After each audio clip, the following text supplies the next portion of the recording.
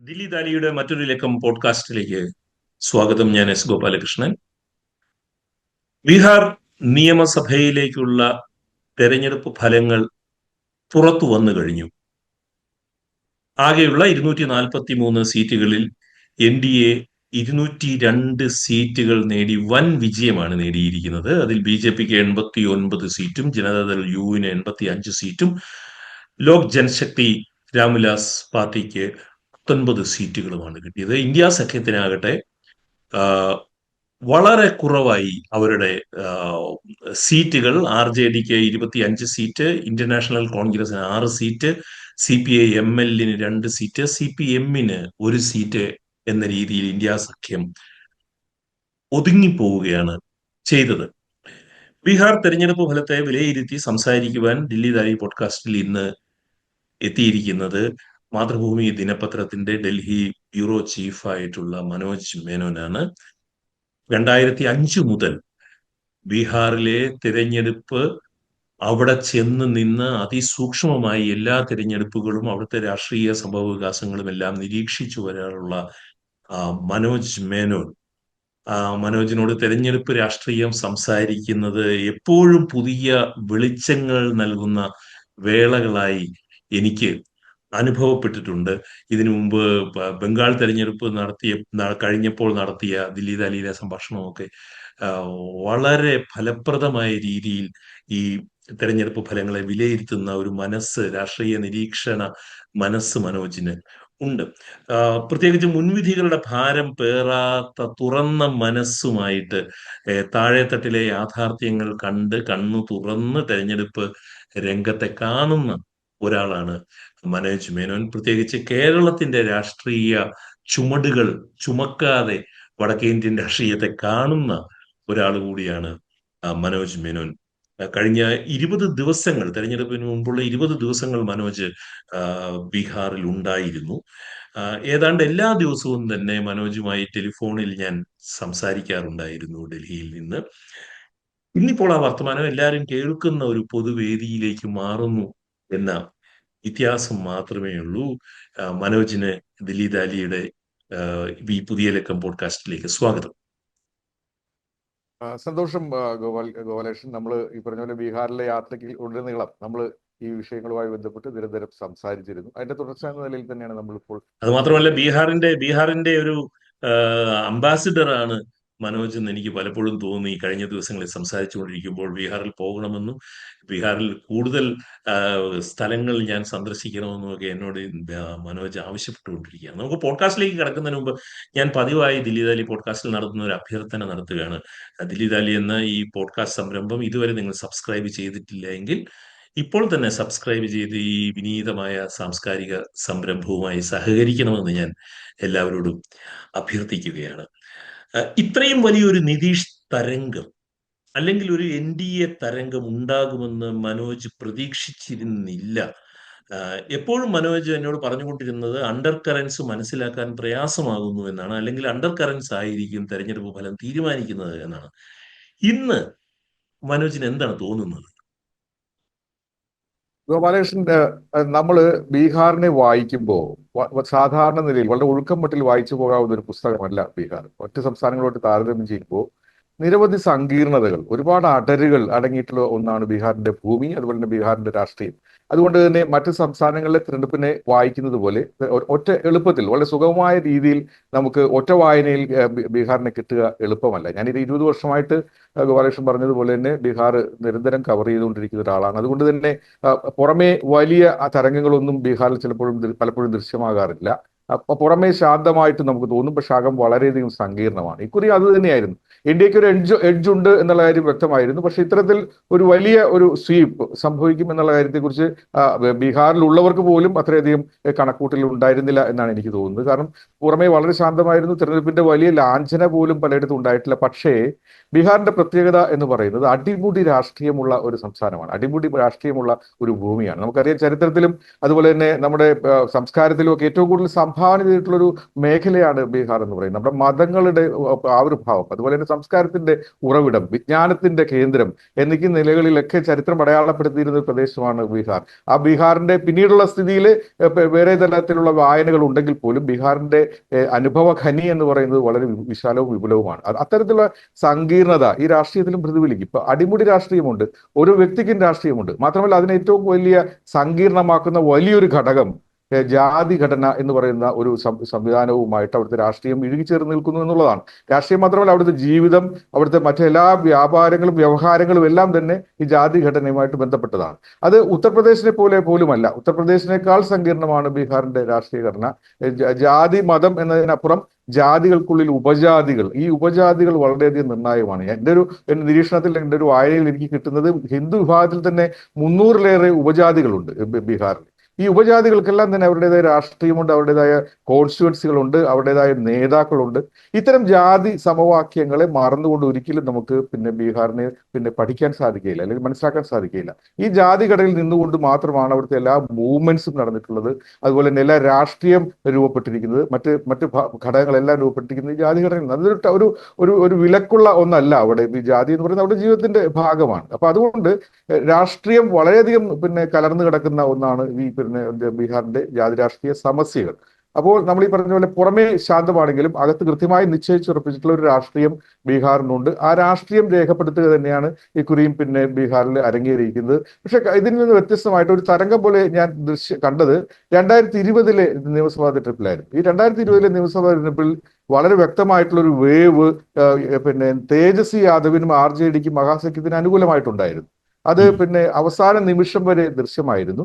പക്ഷേ സഖ്യകക്ഷികൾക്കിടയിൽ ഉണ്ടായിട്ടുള്ള പെർഫോമൻസിന്റെ ഇടിവ് കൊണ്ട് RJD നന്നായിട്ട് പെർഫോം ചെയ്ത് 75 സീറ്റുകൾ RJD ഒറ്റയ്ക്ക് നേടി. പക്ഷെ RJDക്ക് ഒപ്പം നിന്ന കോൺഗ്രസ് വളരെ ദുർബലമായ പ്രകടനം കാഴ്ചവെച്ചതോടുകൂടിയാണ് കപ്പിനും ചുണ്ടിനും ഇടയിൽ തേജസ്വി യാദവിന് മുഖ്യമന്ത്രി പദം നഷ്ടപ്പെട്ടത്. അപ്പൊ ഇത്തരത്തിലുള്ള വളരെ സങ്കീർണത നിറഞ്ഞ ഒരു രാഷ്ട്രീയ സാഹചര്യം അല്ലെങ്കിൽ രാഷ്ട്രീയ പശ്ചാത്തലമുള്ള ബീഹാറിനെ നമുക്ക് ഒറ്റ വായനയ്ക്ക് കിട്ടില്ല. അതുകൊണ്ട് തന്നെയാണ് നമ്മൾ പലപ്പോഴും കമ്മ്യൂണിക്കേറ്റ് ചെയ്യുമ്പോഴും NDAക്കാണ് എഡ്ജ് എങ്കിൽ പോലും ഈ പറഞ്ഞ പോലെ അടിത്തട്ടിൽ എന്ത് സംഭവിക്കുന്നു എന്നുള്ളത് വളരെ നിർണായകമാണ് എന്ന് ഞാൻ പലപ്പോഴും ഗോപാലകൃഷ്ണനോട് ആവർത്തിച്ചത്. ബീഹാർ തെരഞ്ഞെടുപ്പിൽ പുരുഷന്മാരെക്കാൾ കൂടുതൽ ഇത്തവണ സ്ത്രീകൾ വോട്ട് ചെയ്തു. സ്ത്രീകളുടെ മര്യാദ പുരുഷോത്തമനായി നിതീഷ് കുമാർ മാറിയിട്ടുണ്ടോ? അതോ തെരഞ്ഞെടുപ്പിന് തൊട്ടു മുൻപ് 10,000 രൂപ ബാങ്കിൽ ഇട്ടുകൊടുത്തത് കൊണ്ട് മാത്രമാണോ ഇത്? കാരണം പണ്ട് MGRനെ കുറിച്ച് പറയാറുണ്ടായിരുന്നു, മിനിമം ഗ്യാരണ്ടി രാമചന്ദ്രൻ എന്ന്. ഈ MGRന്റെ വോട്ട് മിനിമം ഗ്യാരണ്ടി എന്ന് പറയുന്നത് തമിഴ്നാട്ടിലെ സ്ത്രീകളുടെ വോട്ടായിരുന്നു. ബീഹാറിൽ ഒരു സമാന്തര MG രാമചന്ദ്രനായി നിതീഷ് കുമാർ മാറിയിട്ടുണ്ടോ?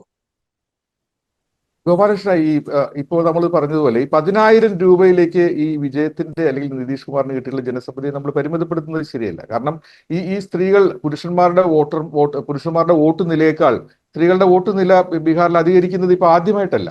2010 മുതൽ ഇത്തരം ഒരു ട്രെൻഡ് ബീഹാറിൽ വളരെ ദൃശ്യമാണ്. സ്ത്രീ വോട്ടർമാരാണ് അധികരിച്ചിരിക്കുന്നത്. അത് സംബന്ധിച്ചുള്ള വിശദമായ പഠനങ്ങൾ പുറത്തു വന്നിട്ടുണ്ട്. സ്ത്രീകളുടെ വോട്ടർമാര് പുരുഷ വോട്ടർമാരെക്കാൾ അധികമാണ് പല ഘട്ടങ്ങളിലും ബീഹാറിൽ അരങ്ങേറിയിരിക്കുന്നത്. ഈ ഘട്ടങ്ങളിലെല്ലാം തന്നെ നിതീഷ് കുമാറിനാണ് ഈ വോട്ട് വീണ്ടിരിക്കുന്നത് എന്നുള്ളതാണ് അതിന്റെ രാഷ്ട്രീയം. അത് നിതീഷ് കുമാർ ഒരുപക്ഷെ 2005 ശേഷം നിതീഷ് കുമാർ നടപ്പാക്കിയിട്ടുള്ള ക്ഷേമ പദ്ധതികൾ, അതിൽ ഏറ്റവും കൂടുതൽ ക്ഷേമ പദ്ധതികൾ എന്ന് പറയുന്നത് നമ്മൾ ഉദ്ദേശിക്കുന്ന പോലെ ബീഹാറിലെ ഏറ്റവും സമൂഹം, മറ്റു സമൂഹങ്ങളുമായിട്ട് യാതൊരു താരതമ്യവും ഇല്ലാത്ത രീതിയിൽ പാർശ്വവൽക്കരിക്കപ്പെട്ട ആണ് ബീഹാറിലെ സ്ത്രീ സമൂഹം എന്ന് പറയുന്നത്. ഈ സ്ത്രീ സമൂഹത്തിന് നൽകിയിട്ടുള്ള ക്ഷേമ പദ്ധതികൾ അത് ഒരു ചെറിയ 1 രൂപയാണെങ്കിൽ പോലും ആ സമൂഹത്തിൽ ഉണ്ടാക്കുന്ന ചലനം വളരെ വലുതാണ് ബീഹാറിനെ സംബന്ധിച്ചിടത്തോളം. അതുപോലെ പെൺകുട്ടികളുടെ വിദ്യാഭ്യാസം നൽകിയിട്ടുള്ള ഇളവുകൾ, അതുപോലെ തന്നെ പെൺകുട്ടികളുടെ വിദ്യാഭ്യാസത്തിന്, കാരണം ഏറ്റവും കൂടുതൽ ഗതാഗത പ്രശ്നങ്ങൾ നേരിട്ടുകൊണ്ടിരിക്കുന്ന ബീഹാറിന്റെ ഉൾഗ്രാമങ്ങളിൽ നിന്ന് പെൺകുട്ടികൾ സ്കൂളിൽ പോകാൻ മടിച്ചിരിക്കുന്ന ഒരു ഘട്ടത്തിൽ സൈക്കിളുകൾ ഇപ്പോഴും വിപുലമായ തോതിലാണ് ഓരോ വർഷവും സൈക്കിളുകൾ പെൺകുട്ടികൾക്ക് വിതരണം ചെയ്യുന്നത്, സ്കൂളിൽ പോകാൻ വേണ്ടിയിട്ടാണ്. ഉച്ചഭക്ഷണം, അതുപോലെ നിരവധി ക്ഷേമ പദ്ധതികൾ സ്ത്രീകൾക്കായിട്ട് കൊണ്ടുവന്നിട്ടുണ്ട്. അതിനകത്ത് മറ്റൊരു ഘടകം എന്ന് പറയുന്നത് ഈ നിതീഷിന്റെ വലിയ വോട്ട് ബാങ്ക് എന്ന് പറയുന്നത് EBC, ഏറ്റവും പിന്നോക്കം നിൽക്കുന്ന വിഭാഗം, അതുപോലെ മഹാദളിത് വിഭാഗം, മൂന്നാമത് ഈ പറഞ്ഞ സ്ത്രീ വോട്ടർമാർ. അപ്പൊ നമ്മൾ സ്ത്രീ വോട്ടർമാരെ കുറിച്ചാണ് നമ്മൾ സംസാരിച്ചുകൊണ്ടിരിക്കുന്നത്. അപ്പൊ സ്ത്രീ വോട്ടർമാരുടെ വലിയൊരു ഘടകം മാറ്റത്തിന് തയ്യാറായത് ഈ മദ്യ നിരോധനത്തോടുകൂടിയാണ്. 2017 സമ്പൂർണ്ണ മദ്യ നിരോധനം നിതീഷ് കുമാർ പ്രഖ്യാപിച്ചത് പുറത്തു നിന്ന് നോക്കുന്ന ഒരു സമൂഹത്തിന് അതൊരു കേവലം ഒരു സാങ്കേതിക നടപടിയായിട്ട് മാറും തോന്നാം. പക്ഷെ ബീഹാറിനെ സംബന്ധിച്ചിടത്തോളം അതൊരു സാമൂഹ്യ വിഷയമായിരുന്നു. 3-4 തലങ്ങളുണ്ട്. അതിനെ നിസ്സാരമായിട്ട് മദ്യനിരോധനം ചർച്ച ചെയ്ത് നമുക്ക് പോകാൻ സാധിക്കില്ല. ചിലപ്പോൾ നമ്മൾ അടുത്ത 1-2 ചോദ്യങ്ങൾക്കിടയിൽ നമ്മൾ മദ്യനിരോധനം വിശദമായിട്ട് ചർച്ച ചെയ്യുമായിരിക്കും. എങ്കിൽ പോലും ഞാൻ പറഞ്ഞു വയ്ക്കുന്നത് ഇതുമായിട്ട് ബന്ധപ്പെട്ട സ്ത്രീ രാഷ്ട്രീയമാണ് ഞാൻ പറഞ്ഞു വയ്ക്കുന്നത്. മദ്യം ഉണ്ടായിരുന്ന കാലഘട്ടത്തിലുണ്ടായിരുന്ന സാമൂഹ്യ അരാജകത്വം അല്ലെങ്കിൽ ഡൊമസ്റ്റിക് വയലൻസ് ഇതിന്റെ തോത് വൻതോതിൽ വർദ്ധിച്ചിരുന്നു ബീഹാറിന്റെ ഉൾഗ്രാമങ്ങളിലും ബീഹാറിന്റെ മേഖലകളിലും. അപ്പോൾ അതിന് ഒരു കടിഞ്ഞാണിടാൻ മദ്യനിരോധനം കൊണ്ട് കഴിഞ്ഞു എന്നുള്ളതാണ് സ്ത്രീ സമൂഹത്തിന്റെ വിലയിരുത്തൽ. അത് കൃത്യമായിട്ട് വോട്ടായിട്ട് അന്നു മുതൽ അല്ലെങ്കിൽ അതിന് മുന്നേ തന്നെ നിതീഷിനൊപ്പം നിന്ന സ്ത്രീ വോട്ടർമാർ ഒന്നുകൂടി അവരുടെ വോട്ട് ബലം നിതീഷിന് അനുകൂലമായിട്ട് കൊണ്ടുവന്നതിൽ മദ്യനിരോധനം വലിയ ഘടകമാണ്. അതോടൊപ്പം തന്നെയാണ് ഇപ്പോൾ ഗോപാലകൃഷ്ണൻ പറഞ്ഞ പോലെ പിന്നീട് വന്നിട്ടുള്ള ക്ഷേമ പദ്ധതികളെല്ലാം തന്നെ ഇതുമായിട്ട് ബന്ധപ്പെട്ടതാണ്. തൊടുവിൽ ഈ പറഞ്ഞ പോലെ 10,000 രൂപ എല്ലാ കുടുംബങ്ങളിലും 1.25 കോടി സ്ത്രീകൾക്ക് ബാങ്ക് അക്കൗണ്ടുകളിൽ പണം എത്തി എന്ന് പറയുന്നത് ബീഹാറിനെ സംബന്ധിച്ചിടത്തോളം 10,000 എന്ന് പറയുന്നത് വലിയ തുകയാണ്. അല്ലെങ്കിൽ അവരുടെ ജീവിതത്തിൽ വളരെയധികം സ്വാധീനിക്കാവുന്ന ഒരു ഘടകമാണ്. അപ്പൊ അതും ഒരു പ്രേരണയായിട്ട് ഇക്കുറി സ്ത്രീ വോട്ടർമാരുടെ വൻതോതിലുള്ള പങ്കാളിത്തത്തിന് ഘടകമായിട്ടുണ്ട് എന്നത് യാഥാർത്ഥ്യമാണ്. കാരണം വാഗ്ദാനം അല്ല യാഥാർത്ഥ്യം എന്ന് പറയുന്നത്. വാഗ്ദാനം എന്നത് ഒരു ഭാഗത്ത് നിൽക്കുന്നു, വാഗ്ദാനം നടപ്പാക്കൽ രണ്ടാമത്തെ ഭാഗത്ത് നിൽക്കുന്നു. വാഗ്ദാനം നടപ്പാക്കി കിട്ടുന്ന പ്രായോഗികതയോടാണ് പലപ്പോഴും ജനസമൂഹം പ്രതികരിക്കാറുള്ളത്. ചെറുപ്പക്കാരെ രാഹുൽ ഗാന്ധിക്ക് സ്വാധീനിക്കാനേ കഴിഞ്ഞില്ല എന്നുള്ളത് ഈ തെരഞ്ഞെടുപ്പ് ഫലം വെളിവാക്കുന്നുണ്ട്. എന്നാൽ തേജസ്വിയുടെ RJDയുടെ വോട്ട് ബാങ്കിന് വലിയ കോട്ടം കൂടാതെ നിൽക്കുന്നു എന്നും ഈ തെരഞ്ഞെടുപ്പ് ഫലം കാണിക്കുന്നുണ്ട്. ഞാൻ അതിന്റെ പെർസെൻറ്റേജ് വൈസ് ഇന്ന് രാവിലെ കിട്ടിയ ശതമാന കണക്ക് വെച്ച് നോക്കുമ്പോൾ RJDക്ക് 23% വോട്ട് കിട്ടിയപ്പോൾ ഭാരതീയ ജനതാ പാർട്ടിക്ക് 20.08% വോട്ടും നിതീഷ് കുമാറിന്റെ പാർട്ടിയായിട്ടുള്ള ജനതാദൾ യുവിന് 19.25% വോട്ടുമാണ് ലഭിച്ചത്. 23% വോട്ടുകളാണ് RJDക്ക് ലഭിച്ചത്. എന്നാൽ കോൺഗ്രസിന് അവിടെ ലഭിച്ചത് 8.71% വോട്ടാണ്. ഈ BJPയുടെയും ജനതാദൾ യുവിന്റെയും വോട്ടിംഗ് ശതമാനം ഒരുമിച്ച് വരുമ്പോഴാണ് ഈ വലിയ വ്യത്യാസം തെരഞ്ഞെടുപ്പിൽ ഫലത്തിൽ വരുന്നത്. പക്ഷെ മറ്റൊരു കാര്യം കൂടി പറയുന്നത്, 2020 തെരഞ്ഞെടുപ്പുമായി താരതമ്യം ചെയ്യുമ്പോൾ NDAക്ക് 80 സീറ്റുകൾ ഇത്തവണ കൂടുതൽ കിട്ടുകയും ഇന്ത്യ സഖ്യത്തിന് 79 സീറ്റുകൾ നഷ്ടപ്പെടുകയും ചെയ്തിട്ടുണ്ട്. ഒരു വലിയ സ്വിംഗ് ആണ് ഇത് എന്നുള്ളതിന് യാതൊരു സംശയമില്ല. എന്നാൽ വോട്ടുകൾ വെച്ച് നോക്കുമ്പോൾ NDAക്ക് 5.5% വോട്ട് ശതമാനം വർധന വന്നപ്പോൾ ഇന്ത്യ സഖ്യത്തിന് വെറും 0.9% വോട്ടുകളെ നഷ്ടപ്പെട്ടിട്ടുള്ളൂ. പക്ഷേ ഇനിയാണ് ഏറ്റവും രസകരമായ ഒരു നിരീക്ഷണം. 2020 തെരഞ്ഞെടുപ്പിൽ ബീഹാറിൽ ഇൻഡിപെൻഡൻസിന് 7.9% വോട്ടുകൾ കിട്ടിയപ്പോൾ ആ ഇൻഡിപെൻഡൻസിന് കിട്ടിയ 7.9% വോട്ടുകളിൽ 5.9% വോട്ടുകളും ഇത്തവണ NDA സഖ്യത്തിലേക്ക് മാറി എന്നുള്ളതാണ്. ഇന്ത്യ സഖ്യത്തിന് വോട്ട് നഷ്ടപ്പെടാതിരിക്കുകയും NDAക്ക് വോട്ട് വർദ്ധിക്കുകയും ചെയ്തതിന്റെ ഒരു പ്രധാനപ്പെട്ട കാരണം കഴിഞ്ഞ തവണ 2 മുന്നണികൾക്കും വോട്ട് ചെയ്യാതിരുന്ന വലിയ ശതമാനം ആളുകൾ ഇത്തവണ NDAക്ക് വോട്ട് ചെയ്തു എന്നുള്ളതാണ്. എന്റെ ഈ നിരീക്ഷണത്തിനെ മനോജ് എങ്ങനെ കാണും? ഗോപാലകൃഷ്ണൻ, എല്ലാ വിഭാഗങ്ങളിൽ നിന്നും വോട്ട് സമാഹരിക്കാൻ ഇക്കുറി NDAക്ക് കഴിഞ്ഞു എന്നുള്ളതാണ്. അത് ഇന്നലെ തന്നെ വൈകിട്ട് തന്നെ നമുക്ക് വ്യക്തമായ ഒരു ഘടകമാണ്. സാധാരണ നിലയിൽ പരിമിതപ്പെടാവുന്ന മേഖലകളെ ഉല്ലംഘിച്ചുകൊണ്ട് അല്ലെങ്കിൽ അതിനെ ബ്രേക്ക് ചെയ്തുകൊണ്ട് എല്ലാ വിഭാഗങ്ങളിലേക്കും കടന്നു കയറാൻ ഇക്കുറി NDAക്ക് കഴിഞ്ഞു. അവർ സ്വീകരിച്ചിട്ടുള്ള സംഘടനാപരമായ തന്ത്രങ്ങളും അല്ലെങ്കിൽ സംഘടനാപരമായ സമീപനവും അല്ലെങ്കിൽ ഈ പറഞ്ഞ ഐക്യം, സഖ്യത്തിനകത്തുണ്ടായിട്ടുള്ള ഐക്യവും ഇതിനകത്തൊരു പ്രധാനപ്പെട്ട ഘടകമാണ്. അതിനേക്കാളൊക്കെ ഉപരി കഴിഞ്ഞ 15 വർഷമായിട്ട് നിതീഷ് കുമാറിന്റെ ഭരണത്തോടുള്ള ഒരു ക്രെഡിബിലിറ്റി ഇതിനകത്തൊരു വലിയ ഫാക്ടറായിട്ട് വന്നിട്ടുണ്ട്. അതിനകത്ത് നിതീഷ് കുമാർ ഈ പറഞ്ഞ പോലെ പാൾട്ടുറാം എന്നൊക്കെ പറഞ്ഞിട്ട് പരിഹസിക്കാറുണ്ട് നിതീഷ് കുമാറിനെ. കാരണം ചാഞ്ചാടുന്ന ഒരു നേതാവാണ്, സ്റ്റേജുകൾ മാറുന്നു, അവസരവാദിയാണ് എന്നുള്ള ആരോപണങ്ങളൊക്കെ നിലനിൽക്കുമ്പോഴും നമ്മൾ ശ്രദ്ധിക്കേണ്ട ഒരു വസ്തുത, നിതീഷ് എവിടെ നിന്നിട്ടുണ്ടോ അവിടെയെല്ലാം അധികാരമുണ്ട്. സർക്കാർ നിതീഷിനൊപ്പം തന്നെയാണ്. കഴിഞ്ഞ 20 വർഷത്തിനിടയിൽ സർക്കാർ എന്ന് പറയുന്ന സാധനം ചെറിയൊരു കാലയളവിൽ പിന്നെ നിതീഷ് കുമാർ മാഞ്ചിയെ ഏൽപ്പിച്ചു എന്നതിനപ്പുറത്തേക്ക് പിന്നെ എവിടെ നിതീഷ് ഉണ്ടോ അവിടെയാണ് സർക്കാർ എന്ന് പറയുന്ന ഒരു പ്രാദേശിക മുദ്രാവാക്യം ഉയരുന്ന തലത്തിലേക്ക് അത് കൊണ്ടുപോയിട്ടുണ്ട്. അപ്പോൾ കഴിഞ്ഞ 20 വർഷമായിട്ട് ഏത് ചേരിക്കൊപ്പവും നിതീഷ് മാറുന്നു എന്നുള്ളതിനെ കുറിച്ചുള്ള വലിയ രാഷ്ട്രീയ വ്യാകുലതകളൊന്നും ജനത്തെ ബാധിച്ചിട്ടില്ല. നിതീഷ് എവിടെയുണ്ടോ അവിടെ സർക്കാരുണ്ട്, ആ സർക്കാർ ഡെലിവറി ചെയ്യുന്നുണ്ട്. ഇതാണ് പിന്നെ അവിടുത്തെ ഏറ്റവും വലിയ ഘടകം. അതിനകത്ത് ഈ പറഞ്ഞ പോലെ സാമൂഹ്യ ആനുകൂല്യങ്ങൾ കിട്ടുന്നവരുണ്ട്, അതുപോലെ തന്നെ ഒരു പ്രതീക്ഷ ബാക്കി നിൽക്കുന്നവരുണ്ട്. ഇക്കുറി ഏറ്റവും വലിയ വിഷയമായിട്ട് കൊണ്ടുവന്ന യുവാക്കളുടെ പ്രശ്നങ്ങളായിരുന്നു. കാരണം മറ്റ് അടിസ്ഥാന സൗകര്യങ്ങളെല്ലാം ഏറെക്കുറെ പലയിടങ്ങളിൽ എത്തിക്കഴിഞ്ഞു. അത് ആലോചിക്കണം. പിന്നെ ഗോലക്ഷൻ കഴിഞ്ഞ 15 വർഷത്തിനിടയിൽ ഏറെക്കുറെ ഞാനിപ്പോൾ 20 വർഷമായിട്ട് അവിടെ യാത്ര ചെയ്യുന്ന ഒരാൾക്ക് ബീഹാറിൽ ഉണ്ടായിട്ടുള്ള പിന്നെ ബാഹ്യപരമായ വികസനത്തെക്കുറിച്ച് പിന്നെ നമ്മൾ ചർച്ച ചെയ്യേണ്ട വിഷയമാണ്. വികസനമില്ല എന്ന് ബീഹാറിൽ പറയുമ്പോഴും അത് നമ്മൾ പലപ്പോഴും ദേശീയ ശരാശരിയോടോ അല്ലെങ്കിൽ കേരളത്തെ പോലുള്ള വികസിത സംസ്ഥാനത്തിന്റെ മാനദണ്ഡങ്ങളോ വെച്ചോ ബീഹാറിനെ വിലയിരുത്തുന്നതുകൊണ്ടാണ് നമുക്കത് തോന്നുന്നത്. പക്ഷെ ബീഹാർ വികസിക്കുന്നുണ്ട്, ബീഹാറിനുള്ളിൽ പിന്നെ ബീഹാർ വളരുന്നുണ്ട്. അവിടുത്തെ ബീഹാറികൾക്ക് അതറിയാം. ഈ അതിനു മുമ്പുള്ള 15 വർഷത്തുണ്ടായിരുന്ന ഭരണകാലത്തുണ്ടായിട്ടുള്ള അരാജകത്വവും അതിനുശേഷം ഉണ്ടായിട്ടുള്ള നിയന്ത്രിതമായ സമൂഹവും ആ രണ്ട് താരതമ്യം ബീഹാറിനുള്ളിൽ നടക്കുന്നുണ്ട്. അതുകൊണ്ടാണ് ജംഗിൾ രാജ് എന്ന് പറയുന്ന ആ ഒരു വിഷയത്തെ പിന്നെ NDA ഫലപ്രദമായിട്ട് ഉപയോഗിച്ചുകൊണ്ടിരിക്കുന്നത്. യഥാർത്ഥത്തിൽ ജംഗിൾ രാജ് എന്ന് പറയുന്നത് യഥാർത്ഥത്തിൽ രാഷ്ട്രീയക്കാർ കോയിൻ ചെയ്തെടുത്തിട്ടുള്ള ഒരു വാചകമല്ല. അത് പാട്ന ഹൈക്കോടതിയാണ് ജംഗിൾ രാജ് എന്ന് ആദ്യം പറയുന്നത്. ബീഹാറിലെ ക്രമസമാധാന വിഷയവുമായിട്ട് ബന്ധപ്പെട്ട ഒരു കേസിൽ പാട്ന ഹൈക്കോടതിയാണ് ആദ്യമായിട്ട് ജംഗിൾ രാജ് എന്നുള്ള പദം ഉപയോഗിക്കുന്നത്. പിന്നീട് രാഷ്ട്രീയ പാർട്ടികൾ അത് ഏറ്റെടുത്തു എന്ന് മാത്രമേ ഉള്ളൂ. അപ്പോൾ ഇത്തരത്തിലൊരു കാലഘട്ടം നിലനിൽക്കുമ്പോൾ പക്ഷെ അതിന്റെ സാമൂഹ്യ വശങ്ങൾ, ലാലു പ്രസാദ് യാദവിന്റെ ഭരണകാലം പാർശ്വവൽക്കരിക്കപ്പെട്ട സമൂഹത്തിന് നൽകിയിട്ടുള്ള സംഭാവനകൾ വളരെ വലുതാണ്. അത് നിശ്ചയമായിട്ടും നമ്മൾ ചർച്ച ചെയ്യേണ്ട വിഷയമാണ്. പക്ഷെ അതോടൊപ്പം തന്നെ ഇത്തരത്തിലുള്ള ഭരണവീഴ്ചകൾ 15 വർഷത്തെ ഭരണവീഴ്ചകളെ മറികടന്നുകൊണ്ട് അല്ലെങ്കിൽ അതിനെ മായ്ച്ചുകൊണ്ട് നിതീഷ് കുമാർ നടത്തുന്ന ഈ പ്രവർത്തനം ഒരു വലിയ ക്രെഡിബിലിറ്റി ക്രിയേറ്റ് ചെയ്തിട്ടുണ്ട്. നിതീഷ് കുമാർ ആയിരുന്നു ഏകമുഖം. ഇക്കുറി BJPക്ക് ഒരു നേതാവിനെ പോലും മുന്നോട്ട് വയ്ക്കാനില്ല. കാരണം ആദ്യ തെരഞ്ഞെടുപ്പ് അടുത്തപ്പോൾ നമുക്കുണ്ടായിരുന്ന സൂചനകൾ തുടർന്ന് നിതീഷ് കുമാറിനെ ഒതുക്കിയിട്ട് BJPയുടെ നേതാക്കളെ കൊണ്ടുവരും. പക്ഷെ അത് പിന്നെ ആദ്യത്തെ 2 ദിവസങ്ങൾ കൊണ്ട് തന്നെ ഒരുപക്ഷെ BJP നേതൃത്വത്തിന് മനസ്സിലായി അത് എളുപ്പമല്ല. കാരണം നിതീഷ് കുമാർ എന്ന് പറയുന്ന പിന്നെ വ്യക്തിക്ക് അല്ലെങ്കിൽ നേതാവിന് കിട്ടുന്ന പിന്തുണ മറ്റൊരു BJP നേതാവിനും പിന്നെ ബീഹാറിൽ ഇല്ല എന്നുള്ളതാണ് വാസ്തവം. ബീഹാറിന്റെ BJPയുടെ 2 ഉപമുഖ്യമന്ത്രിമാരുണ്ട്. ആ 2 ഉപമുഖ്യമന്ത്രിമാർക്കും യാതൊരു ജനസമ്മതിയും ജനപ്രിയതയും ഇല്ല എന്നുള്ളതാണ്. വോട്ട് ഇലക്ഷനിൽ ജയിക്കുമായിരിക്കാം, പക്ഷെ ജനപ്രിയത എന്ന് പറയുന്നത് സംസ്ഥാന വ്യാപകമായിട്ട് ഈ 2 ഉപമുഖ്യമന്ത്രിമാർക്കും ഇല്ല. പക്ഷെ നിതീഷ് കുമാർ എന്നുള്ള ഒരു ഫേസിനെ ആശ്രയിച്ച് മാത്രമേ NDA സഖ്യത്തിനോ BJPക്ക് മുന്നോട്ട് പോകാൻ സാധിക്കുകയുള്ളൂ. അപ്പൊ ഞാൻ പറഞ്ഞു വരുന്നത്, നിതീഷ് കുമാർ എന്ന് പറയുന്ന നേതാവ് ക്രിയേറ്റ് ചെയ്തിട്ടുള്ള ഒരു വിശ്വാസ്യതയുടെ ഘടകം അവിടെ നിലനിൽക്കുന്നു. കാരണം ഒരു രാഷ്ട്രീയ പാർട്ടി വാഗ്ദാനങ്ങൾ പിന്നെ ചൊരിയുന്നത് പോലെയല്ല അത് നടപ്പാക്കി കാണിക്കുന്നത്. അപ്പൊ യാഥാർത്ഥ്യവും അതുപോലെ തന്നെ ഈ പറഞ്ഞ മിത്തും യാഥാർത്ഥ്യവും എന്നൊക്കെ പറയുന്നത് പോലെ ഒരു വലിയ വ്യത്യാസം ഇതിനകത്ത് സംഭവിക്കുന്നുണ്ട്.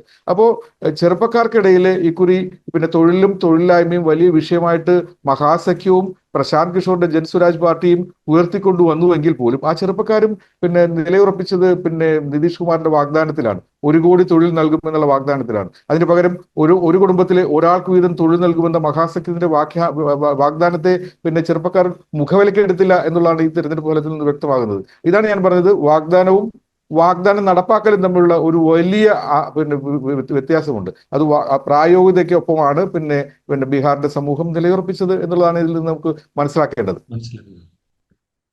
ഇപ്പോൾ പറഞ്ഞിരുന്ന ഈ ഗവേണൻസിന്റെ കാര്യമാണ് ഇപ്പോൾ മനോജ് പറഞ്ഞിരുന്നത്. ജാതി രാഷ്ട്രീയത്തിന് എതിരെ ഗവേണൻസിനുള്ള വോട്ടാണിത് എന്ന് BJP വിലയിരുത്തുകയാണ് ഈ ബീഹാറിലെ തെരഞ്ഞെടുപ്പ് ഫലത്തിനെ. മനോജ് ഇതിനെ എങ്ങനെയാണ് കാണുന്നത്? NDA എങ്ങനെയാണ് ജാതിയെ ഇത്തവണത്തെ തെരഞ്ഞെടുപ്പിൽ ഉപയോഗിച്ചത്? ജാതി രാഷ്ട്രീയം പിന്നെ മറികടന്നുകൊണ്ട് അല്ലെങ്കിൽ ജാതി രാഷ്ട്രീയത്തെ പാടെ വിസ്മരിച്ചുകൊണ്ട് ഒരു രാഷ്ട്രീയമോ അല്ലെങ്കിൽ പ്രസ്ഥാനമോ പിന്നെ ബീഹാറിൽ നിലനിൽക്കില്ല. അത് ഗോപാലകൃഷ്ണനും അറിയാലോ, നമുക്കറിയാവുന്ന വിഷയമാണ്. കാരണം ബീഹാറിന്റെ സാമൂഹിക ഘടന അത്തരത്തിലുള്ളതാണ്. അതിനെ ഒരു പിന്നെ വേറിട്ട് നിർത്തിക്കൊണ്ട് ഒരു ജീവിത രീതിയോ അല്ലെങ്കിൽ സാമൂഹിക രീതിയോ ബീഹാറിൽ എളുപ്പമല്ല. ഈ ജാതി രാഷ്ട്രീയം അല്ലെങ്കിൽ ജാതി സമസ്യ എന്ന് പറയുന്നത് ഇന്നോ ഇന്നലെയോ ഉണ്ടായതുമല്ല. 1920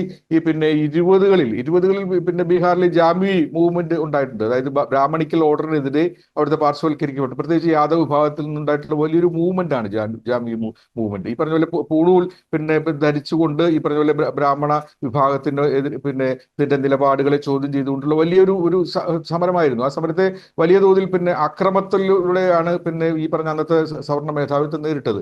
അതിനുശേഷമാണ് 1970-കളിൽ കർപ്പൂരി താക്കൂറിന്റെയും രാം മനോഹർ ലോഹ്യയുടെയൊക്കെ നേതൃത്വത്തിൽ നടന്നിട്ടുള്ള വലിയ സാമൂഹ്യ നീതി പരിഷ്കരണങ്ങൾ. ഇപ്പൊ മുംഗേരിലാൽ കമ്മീഷൻ റിപ്പോർട്ട് നടപ്പാക്കിക്കൊണ്ട് ഹ്രസ്വകാലം മുഖ്യമന്ത്രിയായിരുന്ന കർപ്പൂരി താക്കൂർ OBC വിഭാഗങ്ങൾക്ക് ജാതി സംവരണം പ്രഖ്യാപിച്ചുകൊണ്ട് വലിയ ഒരു സാമൂഹ്യ സോഷ്യൽ എഞ്ചിനീയറിംഗ് ആണ് കർപ്പൂരി താക്കൂർ തുടക്കമിട്ടത്. ഈ രാജ്യത്ത് തന്നെ മാതൃകയാവുന്ന സോഷ്യൽ എഞ്ചിനീയറിംഗ് ആണ് കർപ്പൂരി താക്കൂർ തുടക്കമിട്ടത്. ഈ കർപ്പൂരി താക്കൂറിന്റെ ശിഷ്യരായിട്ടുള്ള ലാലു പ്രസാദ് യാദവും അതുപോലെ തന്നെ നിതീഷ് കുമാറും അതുപോലെ രാംവിലാസ് പാസ്വാനും ഈ ഫോർമുലയിൽ നിന്നുകൊണ്ടാണ്, MBC എന്ന് പറയുന്ന ഒരു ഫോർമുലയിൽ നിന്നുകൊണ്ടാണ് ഒരു പുതിയ മേഖലകൾ കണ്ടെത്തിയത്. അതുകൊണ്ട് അത് കഴിഞ്ഞ് EBC ഉണ്ടായതും അതിനുശേഷം ദലിത് എന്ന് പറയുന്ന വിഭാഗം ഉണ്ടായതും എല്ലാം തന്നെ ഈ കർപ്പൂരി താക്കൂറിന്റെ ഈ ഫോർമുലയിൽ അടിയുറച്ച് നിന്നുകൊണ്ടാണ്. അപ്പൊ അത്തരത്തിലൊരു രാഷ്ട്രീയം, രൂഢമൂലമായ ജാതി രാഷ്ട്രീയം ബീഹാറിലുണ്ട്. അപ്പൊ ജാതി രാഷ്ട്രീയത്തെ മറികടന്നുകൊണ്ട് ഗവേണൻസും അല്ലെങ്കിൽ വികസനവുമാണ് അവിടെ വോട്ടുറപ്പിച്ചത് എന്ന് പറയുന്നത് ശരിയാവില്ല. അത് അങ്ങനത്തെ ഒരു വിലയിരുത്തലിനകത്ത് യാതൊരു പ്രായോഗികതയുമില്ല.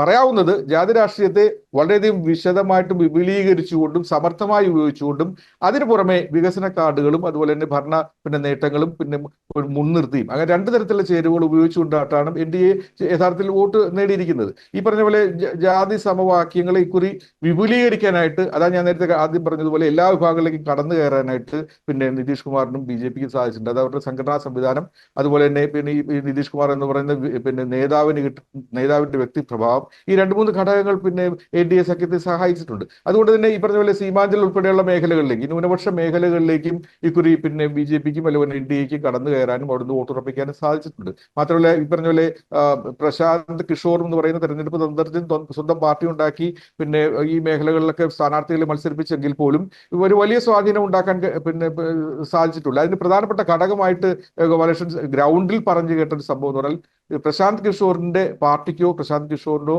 ഒരു ജാതി ഘടന അടിസ്ഥാനമായിട്ടില്ല. അതൊരു വലിയ കുറവായിട്ടാണ്, ഒരു ന്യൂനതയായിട്ടാണ് അവിടുത്തെ രാഷ്ട്രീയ ലോകം വിലയിരുത്തിയത്. കാരണം ഇത്തിരി ജാതി രാഷ്ട്രീയത്തിന്റെ ഘടന ഇല്ലാതെ മൂവ്മെന്റ്സ് എളുപ്പമല്ല എന്ന് പറയുന്നതിന്റെ, ഞാൻ നേരത്തെ പറഞ്ഞതിന്റെ ഒരു മറ്റൊരു ഘടകമാണ് ഈ പറഞ്ഞത്. പ്രശാന്ത് കിഷോറിന്റെ ഒരു കൃത്യമായ ജാതി ഘടന ഉണ്ടായിരുന്നില്ല. അതുകൊണ്ട് വലിയ ഇമ്പാക്ട് ഉണ്ടാക്കാൻ പ്രശാന്ത് കിഷോറിന് കഴിയില്ല എന്നുള്ളത് വ്യക്തമായ സൂചന ബീഹാറിൽ നിന്ന് നമുക്ക് അക്കാലത്ത് ആ സമയത്ത് തന്നെ ലഭിച്ചു. നേരത്തെ ഞാൻ സൂചിപ്പിച്ചതുപോലെ RJDക്ക് തേജസ്വി യാദവിന്റെ രാഷ്ട്രീയ ജനതാ ദളിന് 23% വോട്ടാണ് കിട്ടിയത്. അത്രയും വോട്ടുകൾ ജനതാദൾ യുവിനോ BJPക്കോ കിട്ടിയിട്ടില്ല. തേജസ്വി യാദവിന് കിട്ടുന്ന വോട്ട്, ആ വോട്ട് ആരുടെ വോട്ടാണ്? ചെറുപ്പക്കാരുടെ വോട്ട് കിട്ടിയിട്ടുണ്ടോ?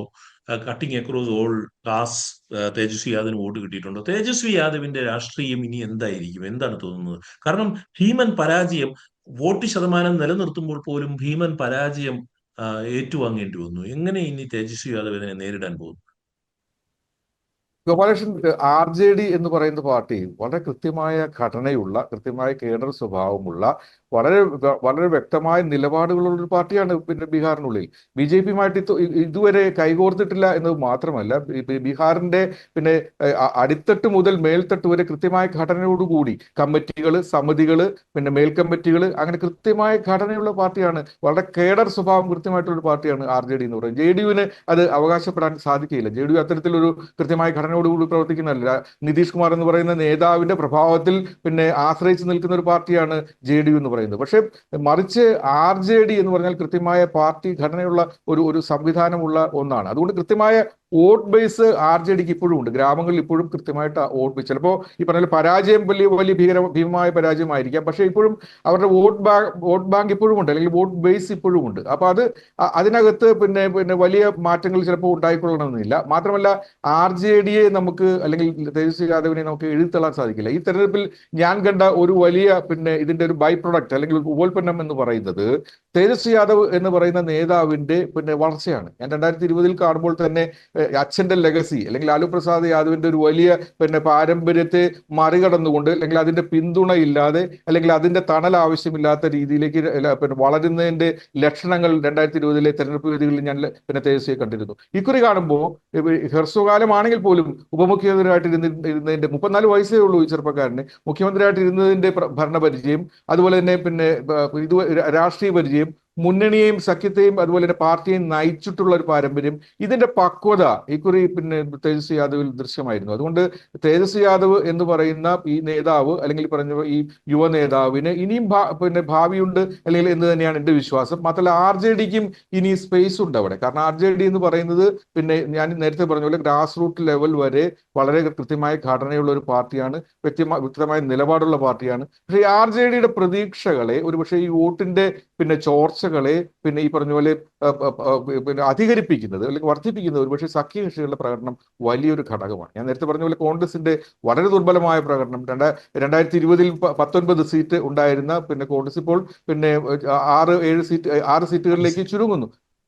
ഈ 6 സീറ്റുകളിലേക്ക് ചുരുങ്ങുന്നു എന്ന് പറയുമ്പോൾ നമ്മൾ കേവലം ആളെണ്ണമല്ല അല്ലെങ്കിൽ സീറ്റ് എണ്ണത്തിന്റെ കുറവല്ല ഇതിൽ സംഭവിച്ചിരിക്കുന്നത്. കാരണം കഴിഞ്ഞ പ്രാവശ്യം 70-ലേറെ സീറ്റുകൾ വളരെ വാശിയോടുകൂടി ബാർഗെയിൻ ചെയ്ത് വിലപേശിയിട്ടാണ് RJDയിൽ നിന്ന് കോൺഗ്രസ് വാങ്ങിച്ചെടുക്കുന്നത്. അങ്ങനെ വാങ്ങിച്ചെടുത്ത കോൺഗ്രസിന് ഞാൻ ഗ്രൗണ്ടിൽ ഉണ്ടായിരുന്നു. കോൺഗ്രസിന് പലയിടത്തും നിർത്താൻ സ്ഥാനാർത്ഥികൾ ഉണ്ടായിരുന്നില്ല 2020. പലപ്പോഴും JDUവിന്റെ റിബലുകൾ, അതുപോലെ തന്നെ BJPയുടെ റിബലുകൾ, അങ്ങനെ മറ്റു പാർട്ടികളിൽ നിന്ന് ചോർന്നു വരുന്ന ആളുകളൊക്കെ ആയിരുന്നു അവിടെ കോൺഗ്രസ് ടിക്കറ്റിൽ 2020 മത്സരിച്ചിരുന്നത്. അതുകൊണ്ട് തന്നെ വളരെ വ്യക്തമായിരുന്നു കോൺഗ്രസിന്റെ ശോഷിപ്പ് ബീഹാറിൽ. മാത്രമല്ല സംഘടനാ സംവിധാനം വളരെ ദുർബലമായി പോയിരിക്കുന്ന ബീഹാറിൽ. എന്റെ അടുത്ത ചോദ്യം ഇത് തന്നെയാണ്. ഈ കോൺഗ്രസിന്റെ ബീഹാറിലെ മിഥ്യാബോധത്തെ കുറിച്ചാണ്.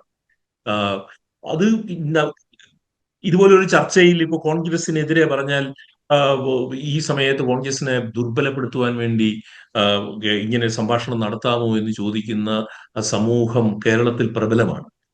പക്ഷെ ഈ കേരളത്തിന്റെ ബാഗേജ് വെച്ചുകൊണ്ട് കേരളത്തിന്റെ രാഷ്ട്രീയ ചുറ്റുപാട് വെച്ചിട്ട് ബീഹാർ രാഷ്ട്രീയത്തിനെ ചർച്ച ചെയ്യണമെന്ന് വിചാരിച്ചാൽ അത് നടക്കില്ല.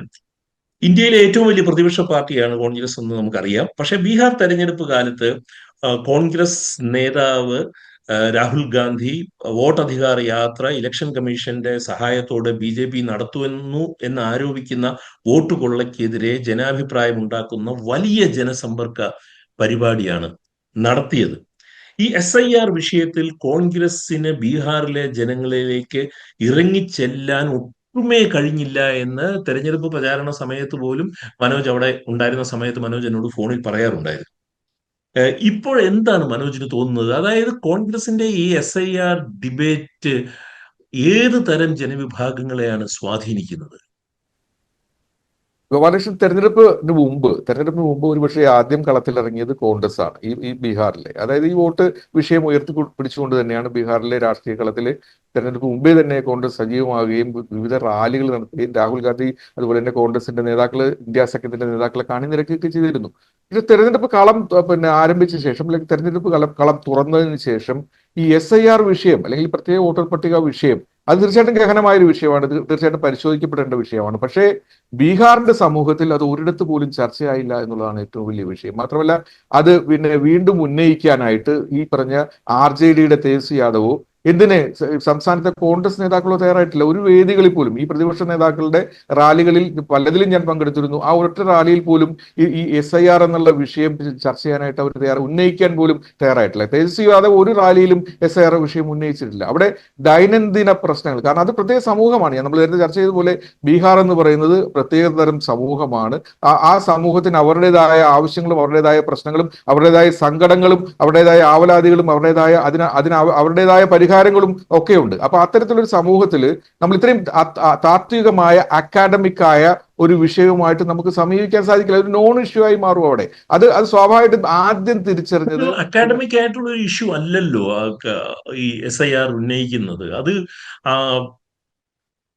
എന്തുകൊണ്ടാണ് അത് ജനങ്ങൾ അത് ശ്രദ്ധിക്കാതെ പോയത്? ജനങ്ങൾ ശ്രദ്ധിക്കാത്തത് എന്തുകൊണ്ടാണ്? അത് ശ്രദ്ധിക്കേണ്ട രീതിയിൽ പറയാത്തത് കൊണ്ടാണോ അതോ ജനങ്ങൾ അത് വിശ്വസിക്കുന്നില്ല എന്നുള്ളതുകൊണ്ടാണ്?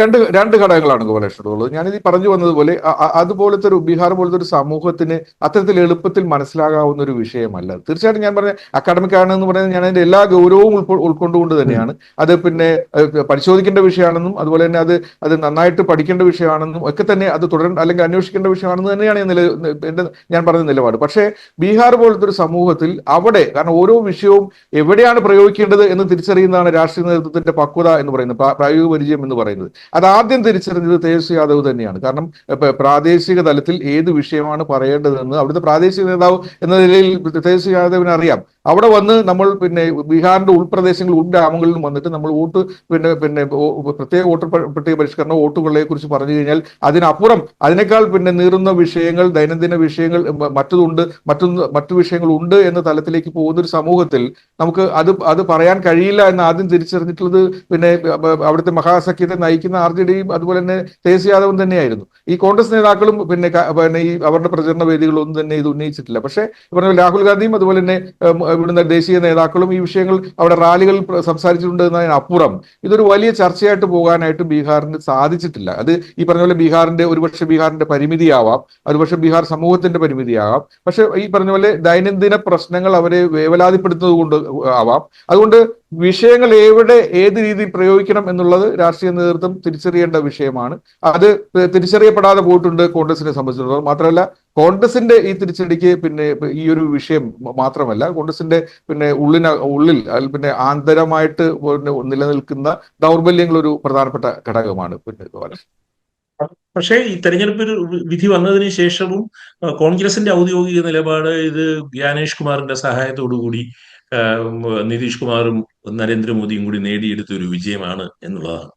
തീർച്ചയായിട്ടും അത്തരത്തിലുള്ള പ്രതികരണങ്ങൾ ഇന്നലെ തന്നെ ഉയർന്നിരുന്നു തെരഞ്ഞെടുപ്പ് കമ്മീഷണർ. കാരണം അതൊരു ഈ വിഷയം ഞാൻ പറഞ്ഞ പോലെ ഇനിയും പരിശോധിക്കേണ്ടതും പഠിക്കപ്പെടേണ്ടതുമായ അല്ലെങ്കിൽ ഉയർത്തേണ്ടതുമായ വിഷയം തന്നെയാണ്. ആ വിഷയം കോൺഗ്രസിന്റെ നിലപാടാണ്, ദേശീയ തലത്തിൽ കോൺഗ്രസ് ഉന്നയിച്ചുകൊണ്ടിരിക്കുന്ന നിലപാടാണ്. ആ നിലപാട് ഉയർത്താനുള്ള എല്ലാ തരത്തിലുള്ള സ്വാതന്ത്ര്യവും കോൺഗ്രസിനും പ്രതിപക്ഷ പാർട്ടികൾക്കും. എന്റെ അടുത്ത ചോദ്യം, ബീഹാറിലെ മുസ്ലിം വോട്ടുകൾ എങ്ങനെയാണ് പോൾ ചെയ്തത് ഇത്തവണ? ഇന്ത്യ സഖ്യത്തിനാണോ അവർ വോട്ട് ചെയ്തത്? നേരത്തെ ഒന്ന് സൂചിപ്പിച്ചു മനോജ്, ന്യൂനപക്ഷ വോട്ടുകളിലേക്കും NDAക്ക് കടന്നു ചെല്ലാൻ കഴിഞ്ഞു. ഈ ന്യൂനപക്ഷ വോട്ടുകൾക്ക് അല്ലെങ്കിൽ മുസ്ലിം വോട്ടുകൾക്ക് പരമ്പരാഗതമായിട്ട് ഈ പറഞ്ഞ പോലെ മഹാസഖ്യത്തിന് അല്ലെങ്കിൽ RJDക്ക് ലഭിച്ചുകൊണ്ടിരിക്കുന്ന വോട്ടുകളും വോട്ട് ബാങ്കുകളുമാണ്. പ്രത്യേകിച്ച് ഒരു മതേതര സ്വഭാവത്തോടു കൂടി സ്വീകരിക്കുന്ന മുന്നണികൾക്കായിരിക്കും സാധാരണ നിലയിൽ ന്യൂനപക്ഷ വിഭാഗങ്ങളിൽ നിന്ന് വോട്ട് ലഭിച്ചുകൊണ്ടിരിക്കുന്നത്. അത് മഹാസഖ്യത്തിന് തന്നെയായിരുന്നു. പ്രത്യേകിച്ച് സീമാഞ്ചൽ മേഖലയിലെ വിവിധ ജില്ലകളിൽ ഈ മുസ്ലിം പ്രാതിനിധ്യം ഏറെയുള്ള മണ്ഡലങ്ങളും മേഖലകളുമാണ്. ഈ മേഖലകളിലെല്ലാം തന്നെ പല ഘട്ടങ്ങളിലും മഹാസഖ്യത്തിനൊപ്പമോ RJDക്ക് ഒപ്പമോ തന്നെയാണ് ഈ വോട്ട് ബാങ്കുകൾ നിലനിന്നിരിക്കുന്നത്. എന്നാൽ 2020 വന്നപ്പോൾ അസദുദ്ദീൻ ഒവൈസിയുടെ സാന്നിധ്യത്തോടുകൂടി ഈ വോട്ട് ചിതറുന്നു എന്നുള്ളൊരു സ്ഥിതിവിശേഷം വന്നു. സ്വത്വരാഷ്ട്രീയം ഉയർത്തിപ്പിടിച്ചുകൊണ്ട് ഒവൈസി നടത്തിയ പ്രചരണത്തിലൂടെ ഈ സീമാഞ്ചൽ മേഖലയിൽ വലിയ ചലനമുണ്ടാക്കാനും വോട്ട് പുലർത്താനും ഒവൈസിക്ക് സാധിച്ചു. മാത്രമല്ല 5 സീറ്റുകൾ ഒവൈസിക്ക് നേടിയെടുക്കാൻ കഴിഞ്ഞു. അതുവരെ ഒരു സീറ്റ് ഉണ്ടായിരുന്നു, അതിനു മുമ്പ് സീറ്റ് ഉണ്ടായിരുന്നില്ല. ആ രീതിയിലായിരുന്നു ഒവൈസിയുടെ പ്രകടനം. എന്നാൽ 2020 സ്ഥിതി പാടെ മാറി. 2020 ഈ പറഞ്ഞ പോലെ കൃത്യമായിട്ട് മുസ്ലിം വിഭാഗങ്ങൾക്കിടയിൽ സ്വത്വരാഷ്ട്രീയ പ്രചരിപ്പിച്ചുകൊണ്ട് പ്രചരണം നടത്തിക്കൊണ്ട് തന്നെ ഒവൈസി അവിടെ വോട്ട് പുലർത്തുകയും വോട്ട് പുലർത്തലിലൂടെ മഹാസഖ്യത്തെ ക്ഷീണിപ്പിക്കുകയും ഒവൈസിക്ക് 5 സീറ്റ് കിട്ടി എന്നത് മാത്രമല്ല, അത് NDAക്ക് ഗുണകരമായി മാറുകയും ചെയ്തു. NDAക്ക് അതിനകത്ത് 12 സീറ്റുകൾ ആ മേഖലയിൽ നിന്ന് കിട്ടി. അതിനകത്ത് സീമാഞ്ചൽ മേഖലയിലെ 24 ജില്ലകളാണ് ഏറ്റവും നിർണായകമായിട്ട് ഈ പറഞ്ഞ പോലെ ന്യൂനപക്ഷ പ്രാതിനിധ്യം വർദ്ധിച്ചിട്ടുള്ള മണ്ഡലങ്ങൾ. ഈ 24 മണ്ഡലങ്ങളിൽ കൃത്യമായ മുൻതൂക്കം NDAക്ക് കൊടുക്കാനായിട്ട് ഒവൈസിയുടെ വോട്ട് പുലർത്തലിലൂടെ സാധിച്ചു. ഇക്കുറി ഒവൈസി മാത്രമായിരുന്നില്ല, ഇക്കുറി പ്രശാന്ത് കിഷോറിന്റെ പാർട്ടിയും വൻതോതിൽ മുസ്ലിം സ്ഥാനാർത്ഥികളെ മത്സരിപ്പിച്ചിരുന്നു. പക്ഷേ ഇതോടൊപ്പം തന്നെ ശ്രദ്ധിക്കേണ്ട ഒരു വസ്തുത അല്ലെങ്കിൽ ചർച്ച ചെയ്യപ്പെടാതെ പോയൊരു രാഷ്ട്രീയം എന്ന് പറയുന്നത് NDA സഖ്യം കേവലം 7 സ്ഥാനാർത്ഥികളെ മാത്രമാണ് മുസ്ലിം ഭാഗത്തിൽ നിന്ന് ഇക്കുറി 243 സീറ്റുകളിൽ 7 മുസ്ലിം സ്ഥാനാർത്ഥികളെ മാത്രമാണ് NDA മത്സരിപ്പിച്ചത്. അത് വലിയൊരു രാഷ്ട്രീയ തന്ത്രമായിരുന്നു എന്നുള്ളതാണ് മനസ്സിലാക്കേണ്ടത്. കാരണം 7 സ്ഥാനാർത്ഥികളിൽ ബി ജെ പിയുടെ പാനലിൽ ഒരു മുസ്ലിം സ്ഥാനാർത്ഥി ഉണ്ടായിരുന്നില്ല. ബാക്കി 7 സ്ഥാനാർത്ഥികളിൽ 5 പേർ JDUവിന്റെ സ്ഥാനാർത്ഥികളായിരുന്നു, 2 പേർ ചിരാഗ് പാസ്വാന്റെ LJPയുടെ സ്ഥാനാർത്ഥികളായിരുന്നു. ഇത് ഉണ്ടാക്കിയിട്ടുള്ള ഒരു സ്വാധീനം അല്ലെങ്കിൽ ഇതുണ്ടാക്കിയിട്ടുള്ള ഒരു തന്ത്രം എന്ന് പറയുന്നത് ഹിന്ദു വോട്ടുകളുടെ ഏകീകരണം പിന്നെ ഇതേ ഘട്ടത്തിൽ തന്നെ നടന്നിട്ടുണ്ട്. കാരണം ഒറ്റ ബി ജെ പി സ്ഥാനാർത്ഥി, ഒറ്റ ബി ജെ പി പാനലിൽ ഒറ്റ മുസ്ലിം സ്ഥാനാർത്ഥികൾ ഉണ്ടായിട്ടില്ല. സഖ്യകക്ഷികളുടെ പിന്നെ മുസ്ലിം സ്ഥാനാർത്ഥികളുടെ എണ്ണം ഒക്കെ കാര്യമായ തോതിൽ കുറച്ചു. അപ്പോൾ ഹിന്ദു വോട്ടുകളുടെ ഏകീകരണം, പ്രത്യേകിച്ച് ഈ ബംഗാളുമായിട്ട് അതിർത്തി പങ്കിടുന്ന കിഷൻഗഞ്ച് ഉൾപ്പെടെയുള്ള മേഖലകളിലെല്ലാം തന്നെ ഈ നുഴഞ്ഞുകയറ്റം പോലെയുള്ള വിഷയങ്ങൾ പിന്നെ ബി ജെ പി വളരെ തന്ത്രപരമായിട്ട് പ്രയോഗിക്കുകയും ചെയ്തു. ഇതോടൊപ്പം തന്നെ വളരെ നമുക്ക് ഈ സമാന്തരം. സമയപരിമിതി ഉള്ളത് കൊണ്ട് ഞാൻ വളരെ പ്രധാനപ്പെട്ട ഒരു ചോദ്യം ചോദിക്കേണ്ടതുള്ളത് കൊണ്ടാണ്. ഈ CPI-MLന്റെ ശക്തി കേന്ദ്രങ്ങളിൽ അവർക്ക് സീറ്റുകൾ നിലനിർത്താൻ കഴിയാതെ പോയ ആ, സാഹചര്യം, അതുപോലെ തന്നെ അത് മാത്രം മതി. നമുക്ക് CPIക്ക് സീറ്റ് കിട്ടാതെ പോയതും CPM-ന് ഒരു സീറ്റ് മാത്രം കിട്ടിയതും ആ വിഷയം അവിടെ നിൽക്കട്ടെ. എനിക്ക് ഈ CPI-MLന്റെ സീറ്റുകൾ നിലനിർത്താൻ കഴിയാഞ്ഞത് വളരെ ചുരുക്കിയെന്ന് പറയാം. കമലേഷ്, ഇതൊരു തരംഗം പോലെ നിലനിൽക്കുന്ന സാഹചര്യത്തിൽ ഇടത് പാർട്ടികൾക്കും പിടിച്ചു നിൽക്കാൻ കഴിഞ്ഞില്ല എന്നുള്ളതാണ് അതിനകത്ത് ഏറ്റവും വലിയ വസ്തുത. മഹാസഖ്യത്തിന്റെ മുഴുവൻ വോട്ട് ചോർച്ചയും സംഭവിച്ചത് സ്വാഭാവികമായിട്ടും CPI-MLന്റെ ശക്തി കേന്ദ്രങ്ങളെയും ബാധിച്ചു. ഈ പറഞ്ഞ പോലെ തൊഴിലില്ലായ്മയും തൊഴിലും ഒക്കെ തന്നെയായിരുന്നു. അത് പാലം നിർമ്മിച്ചാലും റോഡ് നിർമ്മിച്ചാലും പിന്നെ തൊഴിലുണ്ടാവില്ല എന്ന് ദിവാങ്കർ ഭട്ടാചാര്യ ഒരു ഘട്ടത്തിൽ പറഞ്ഞു, CPI-ML ജനറൽ സെക്രട്ടറി.